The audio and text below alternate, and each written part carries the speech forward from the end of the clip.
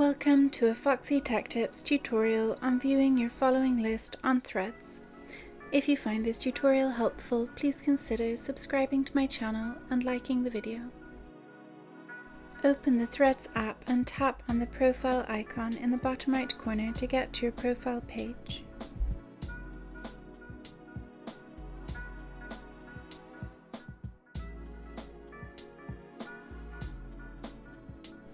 On your profile, tap the globe icon in the top left.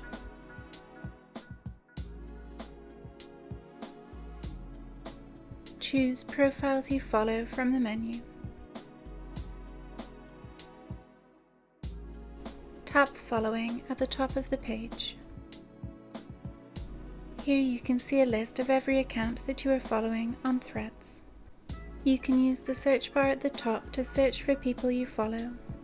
If you tap See All above the search bar, you can see accounts that you are following on Instagram but not Threads. And that draws an end to this tutorial. Please like the video if you found it helpful and subscribe to Foxy Tech Tips for more Threads tips and tricks.